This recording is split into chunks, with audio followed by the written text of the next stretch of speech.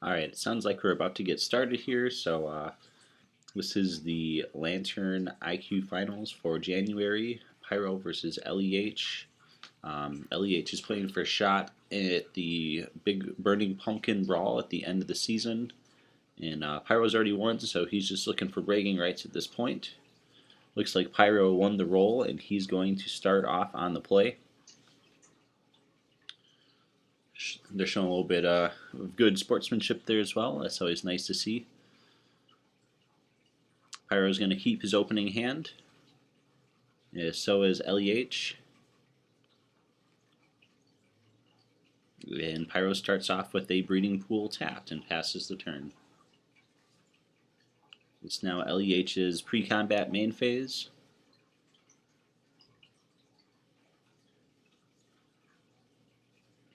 And he starts off with a treetop village and says go.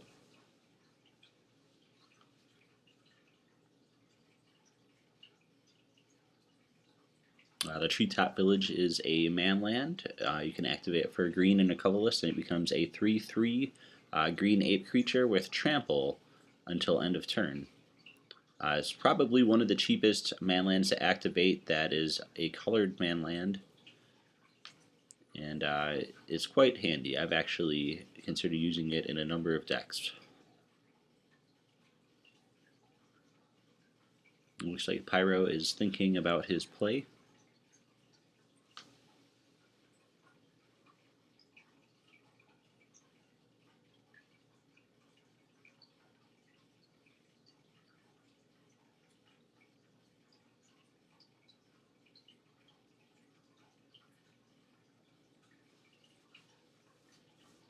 Pyro is playing a rug deck with Aether Vial and Cryptic Command. He runs the Eternal Witness to get the Eternal Command lock going on. And it looks like he fetched with a Misty Rainforest for an island and played a Coiling Oracle, revealing Lightning Bolt off the top. The Coiling Oracle is a 1/1 for a green and a blue. When it enters the battlefield, you reveal a top card of your library. If it's a land, it goes onto the battlefield. If it's any other card, it goes in your hand. So it's a pretty good 2-for-1 out of that card. It's nice to replace itself or get some ramping. I've seen him do this a couple times where he's had enough mana to cast Cryptic Command on turn 3. Also, looks like LEH played a Raging Ravine, another manland, another one I actually like quite a bit as well. And then he passed the turn. The Raging Ravine turns into a 3/3 for a red, a green, and 2 colorless. And then whenever it attacks, you put a +1/+1 counter on it. And those +1/+1 counters stay when it turns back into a land. So each turn you attack with it, it gets bigger and bigger. So it's definitely one that can cause some inevitability if it's ever the only thing that can't be dealt with. Well, I guess anything that can't be dealt with is going to be inevitable, but I've definitely seen him close out games with just that land.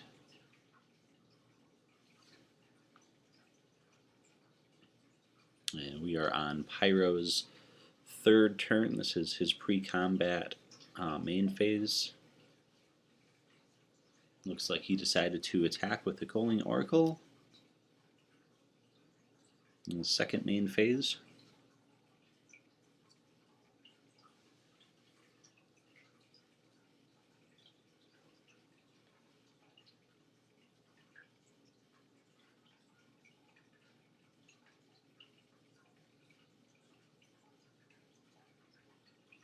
Looks like he's thinking hard about which route of play he wants to go. Now he is playing red, blue, and green, so he does want to get that red mana source, but it looks like he might be struggling with land. Oh, no, he does have a Scalding Tarn. He's going to pop that off. It looks like he's paying life to get something, a Stomping Ground. And he taps 3 for an Eternal Witness. And then he's going to return the Misty Rainforest to his hand. The Eternal Witness is a 2/1 for 2 green and a colorless. When it enters the battlefield, you can return a card from your graveyard to your hand.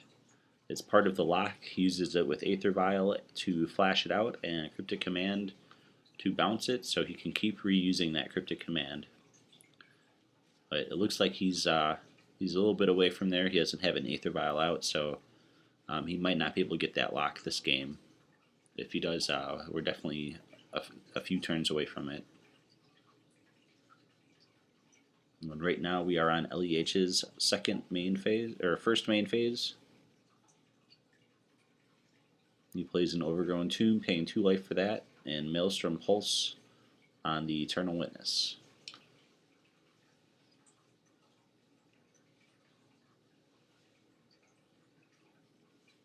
When he passes the turn, it's now Pyro's 4th turn. He plays the Misty Rainforest and swings with the Coiling Oracle. And then he's going to pass the turn.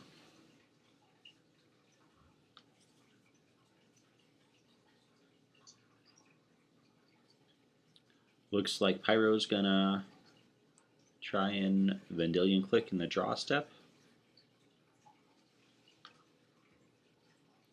And LEH reveals his hand. We're seeing a Desecration Demon, Scavenging Ooze, Tarmogoyf, Marsh Flats, Verdant Catacombs ×2, and a Liliana of the Veil. So he's definitely got a mitt full to choose from. If you're in this position, you see that he's got 4 mana. He can play Desecration Demon, he can play both Tarmogoyf and Scavenging Ooze. Scavenging Ooze definitely messes with Pyro's game plan, so I think that seemed like the right choice.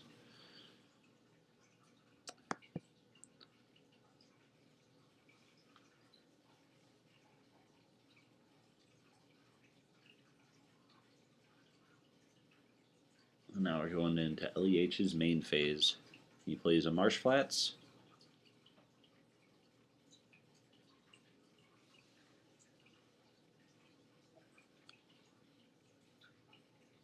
And he fetches for a Swamp.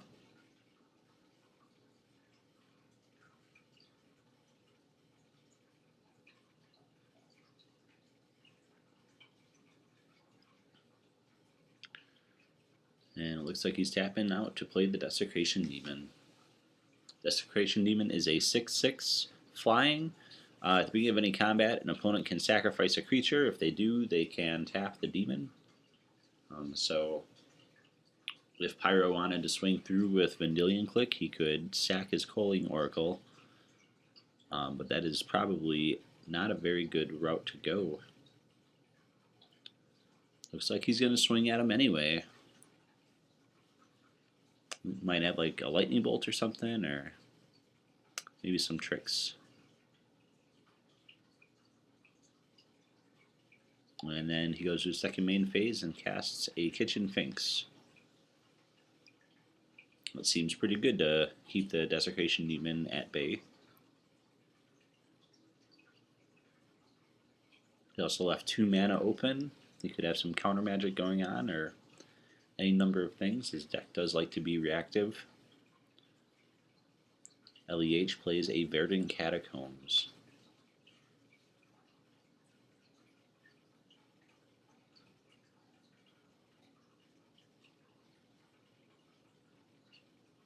Looks like he's going to play Liliana of the Veil. Pyro says okay.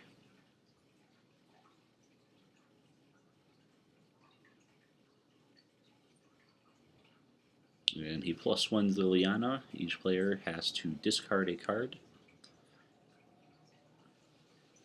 Liliana, of course, being one of the strongest planeswalkers in the format. For 3 mana, you get Hand Disruption, you get an Edict effect, or if you can get her all the way up to her ultimate, you basically get to blow up half of your opponent's permanents.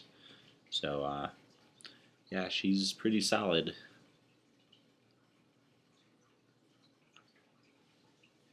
Especially against reactive decks like Pyros, because if you can empty their hand, it definitely limits their options quite a bit.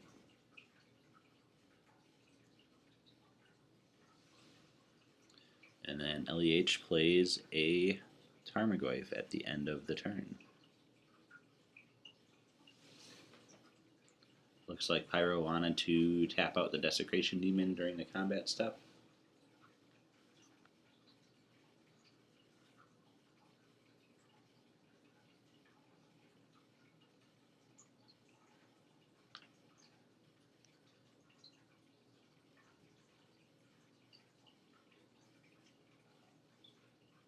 And he's going for double lightning bolt at end of turn. That's going to drop LEH down to 3 life.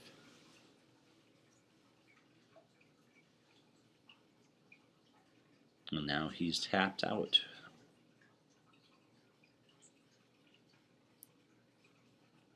And it looks like that will end the game. That ended pretty abruptly. I was not seeing that coming, but yeah, well done. Looks like we're going to go to game 2. Both players have unlocked their sideboard. Not sure what each of them is packing, but I'm sure each of them has cards they want to bring in for this match.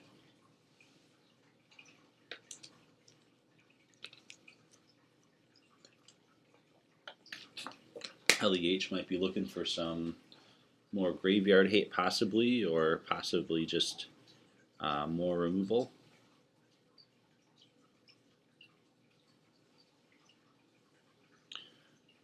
Pyro's probably looking for maybe some way to deal with Liliana, maybe more removal for Tarmogoyf.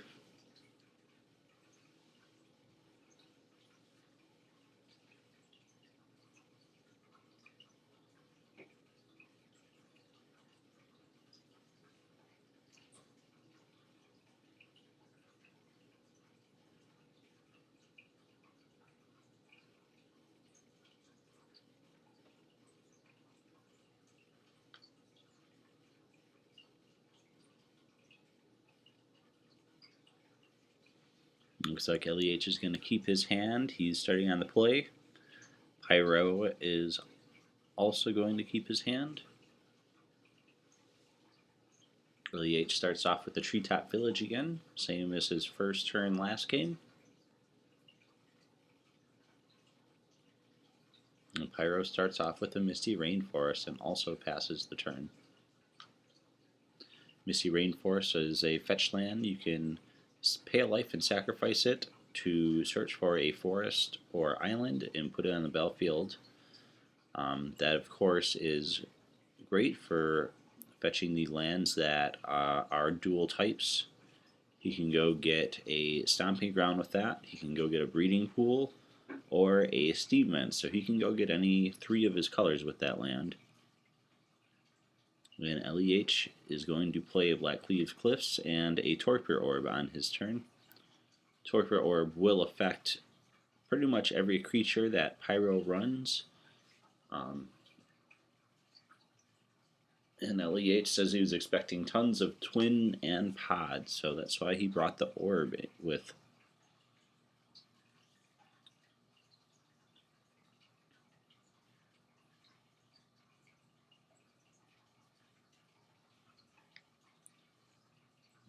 And then on his second turn, LEH will play another Blackcleave Cliffs and attempt to cast a Dark Confidant. Pyro says okay, and then LEH passes the turn.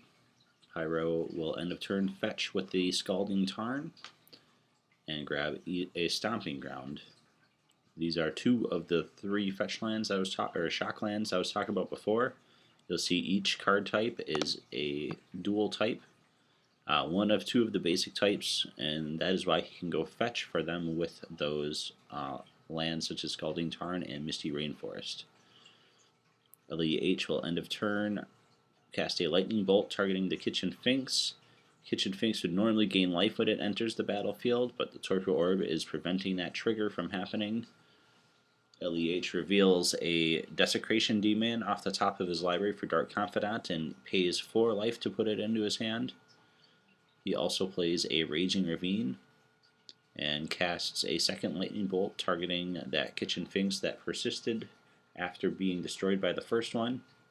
Now LEH is coming in for damage with the Dark Confidant and then passes the turn.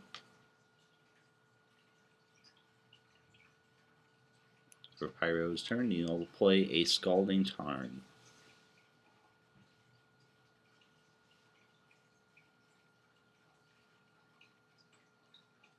And then he will pass the turn. On Pyro's turn, he'll untap, revealing a Marsh Flats off of the Dark Confidant. The Marsh Flats is Another one of those fetch lands, similar to Misty Rainforest and Scalding Tarn, except for the lands it can fetch for are plains and swamp. He will come in with the Dark Confidant for 2 more damage. And he's going to tap out his Blackcleave Cliffs, Treetop Village, and Raging Ravine to resolve that Desecration Demon. Pyro has a response though. He fetches with the Scalding Tarn, grabbing an island, and plays Cryptic Command. And it looks like he's going to try to bounce the Torpor Orb and counter the Desecration Demon.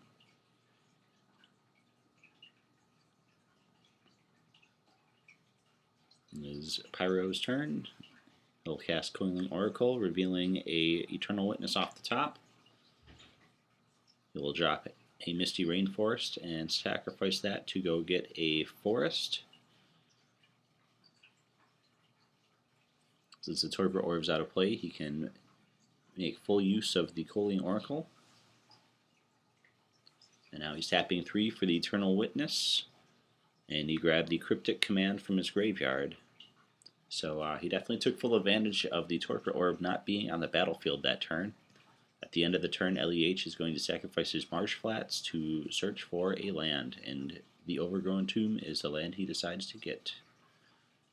That is a swamp and forest, so he was able to get that because the Marsh Flats can fetch for a swamp, and even though the Overgrown Tomb is a forest, it is also a swamp. And then he plays another Verdant Catacombs. Or was that his first? I guess that is his first Verdant Catacombs in this game. Oh.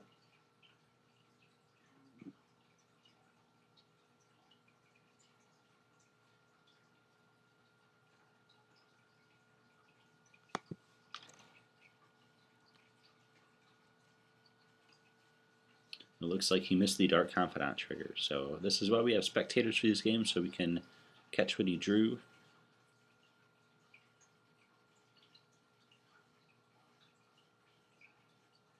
And because the Verdant Catacombs was the land that he should have revealed, we were able to confirm that.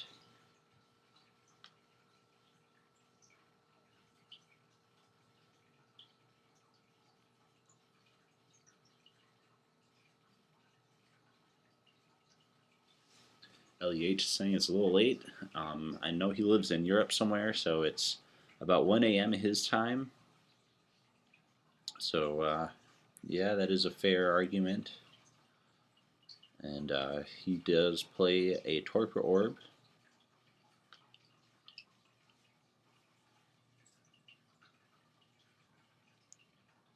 And then he will cast Terminate, targeting the Eternal Witness.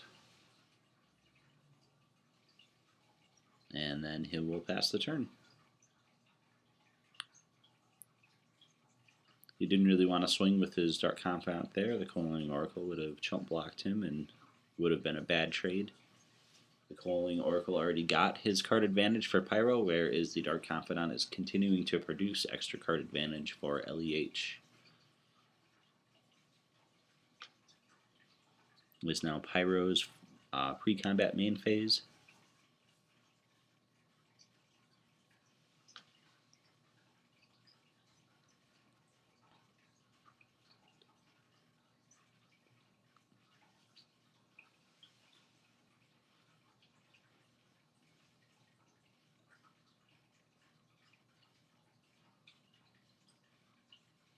He will play a Misty Rainforest. And it looks like he's going to pass the turn. And LEH will fetch with the Verdant Catacombs.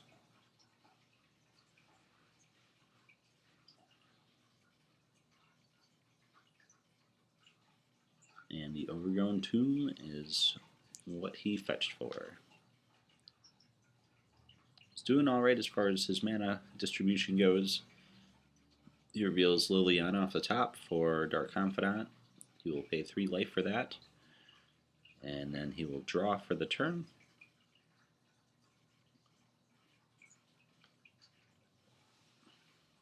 He plays a Marsh Flats.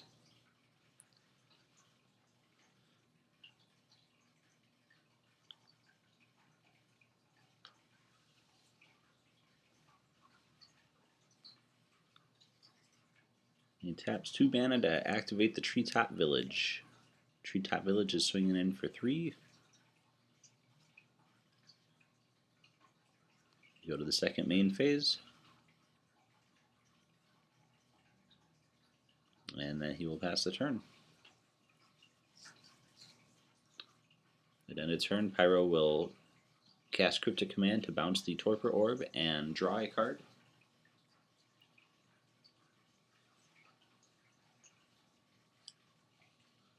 And then he fetched with the Misty Rainforest to go grab a Steam Vents.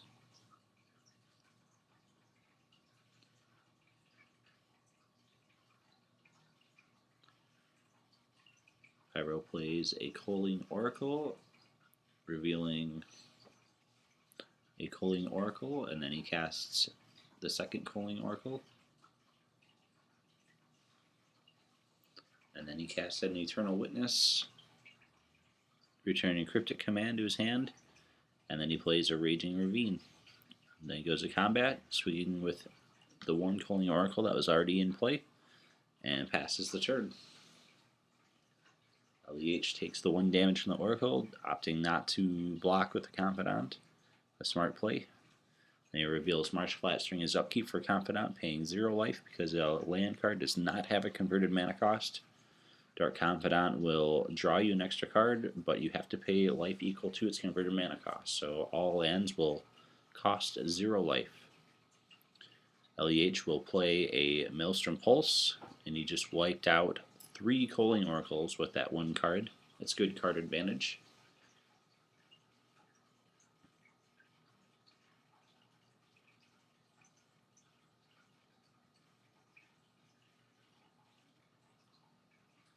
He taps 2 mana, 3 mana for Liliana with the Veil. He's going to make Pyro sacrifice a creature, so there goes his last creature on the board. He moves to combat, swinging for 2 damage with the Dark Confidant. And then now he goes to second main phase. He will sacrifice both Marsh Flats.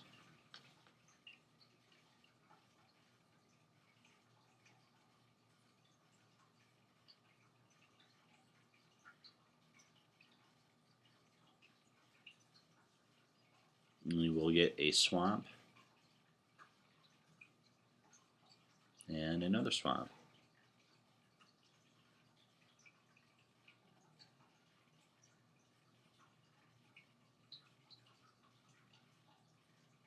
And then it will tap 2 for the Torpor Orb. And that will be the end of his turn. It's now Pyro's turn. We'll go to his main phase.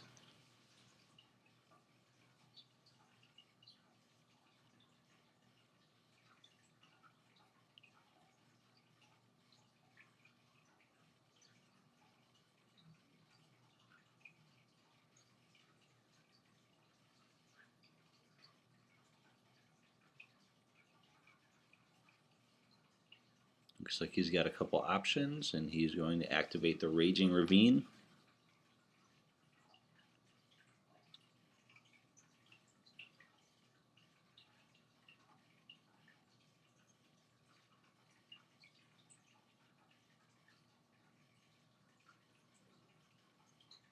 And LEH is asking if coming at him or Liliana.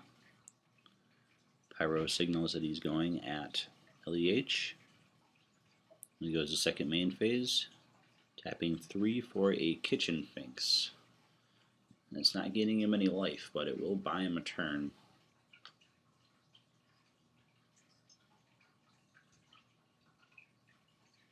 LEH goes to his upkeep, revealing another Marsh Flats for Dark Confidant. I believe that is the 3rd Marsh Flats we've seen this game. He goes to his main phase, plus 1ing the Liliana.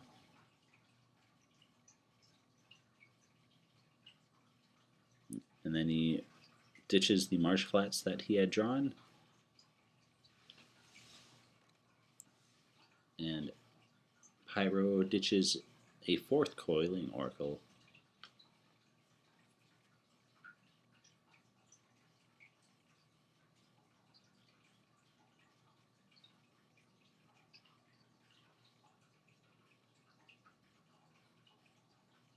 Alright, now Pyro, or LEH, is tapping some mana here. Looks like he's playing a Tarmogoyf.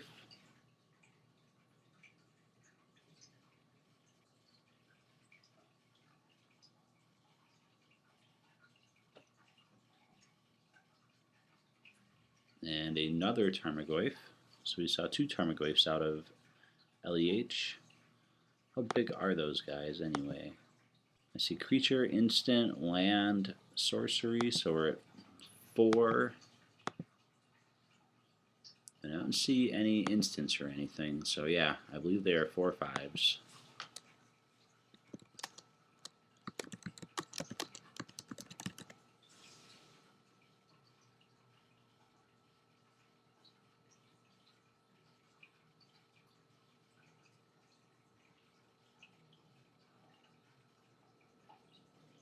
And it looks like end of turn.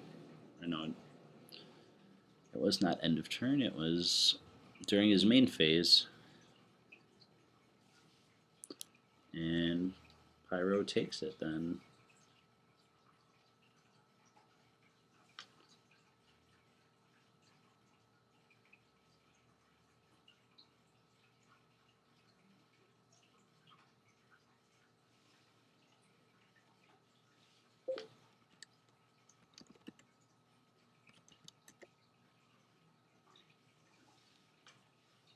So there we have it. That was the finals this month.